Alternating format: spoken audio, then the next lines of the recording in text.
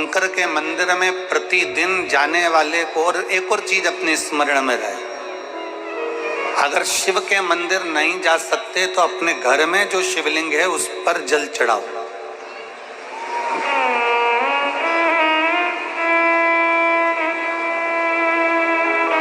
और यदि आप अपने शंकर के घर में शिवलिंग पर भी जल नहीं चढ़ा पा रहे हो तो किसी बेलपत्री का वृक्ष हो, उस वृक्ष के नीचे भी जल चढ़ाओ। और कभी मौका मिल जाए, कभी भगवान शंकर की बड़ी करुणा हो जाए, भगवान शंकर की बड़ी उदारता हो जाए, भगवान शंकर की बड़ी कृपा हो जाए, बड़ी कृपा हो जाए, भगवान शंकर जिस दिन तुम्हारे ऊपर बड़ी कृपा कर दे, किसी सोमवार को 3 नियम बना लो।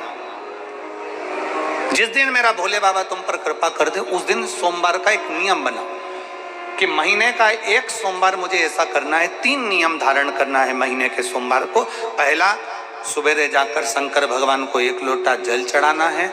दूसरा, दोपहर के समय पर जाकर मुझे बेलपत्री के वृक्ष के नीचे एक चावल का दाना रखकर बेलपत्री की 7, 11, 21, 108, 51 जितनी परिक्रमा आप लगा सकते हो वो लगाना है। और तीसरा, बेलपत्री के वृक्ष के नीचे और शंकर के मंदिर के दरवाजे पर मुझे एक घी का दीपक लगाना है। बस ये 3 नियम जिसने महीने में एक बार ले लिया, समझ लो उसको पीछे हटने की जरूरत ही नहीं, वो आगे ही बढ़ेगा।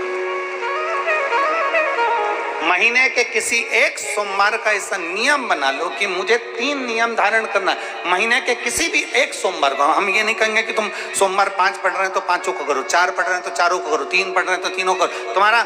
तुम तो महीने का एक सोमवार का नियम बना। और मेरी जीजियों से, मेरी बेटियों से जो विदेश में रह रही हैं, जो कहीं बाहर रह रही हैं, कहीं बड़े शहर में रह रही हैं, जो रोज मंदिर नहीं जा सकते, हर किसी महीने के एक सोमवार को भी ये नियम निर्धारण कर सकते, तो उनसे कहेंगे कि 3 महीने में एक सोमवार का नियम बना लो। 3 महीने में नहीं बना सकते तो 6 महीने में एक सोमवार का नियम बना लो। और 6 महीने में नहीं बना सकते तो 1 साल में एक सोमवार का ऐसा नियम बना लो कि मैं साल का एक सोमवार ऐसा रहूंगी कि सुबह सोमवार के दिन मंदिर में जाकर जल चढ़ाऊंगी, दोपहर में जाकर बाबा को एक अक्षत का दाना रखकर, अक्षत का मतलब है कि बाबा मेरी दिनों दिन उन्नति करना। बेलपत्री के वृक्ष के नीचे जो अक्षत रखा जाता है वो उन्नति के लिए रखा जाता है। शंकर के शिवलिंग पर जो अक्षत रखा जाता है वो रोग मुक्ति के लिए रखा जाता है। अशोक सुंदरी पर जो अक्षत रखा जाता है वो संतान प्राप्ति के लिए रखा जाता है। षडानंद कार्तिकेय की ओर जो अक्षत रखा जाता है वो हमारे बच्चों की सुख समृद्धि के लिए रखा जाता है। विनायक की ओर, गणेश जी की ओर जो अक्षत रखा जाता है वो हमारे घर में कोई मंगल कार्य आ जाए उसके लिए रखा जाता है। और जो पीठिका होती है जिसपे शिवलिंग रखा होता है, पार्वती जी का हस्तकमल, उस पर अक्षत रखा जाता है तो नारी के अखंड सौभाग्य के लिए रखा जाता है। अक्षत रखने का भी तरीका है।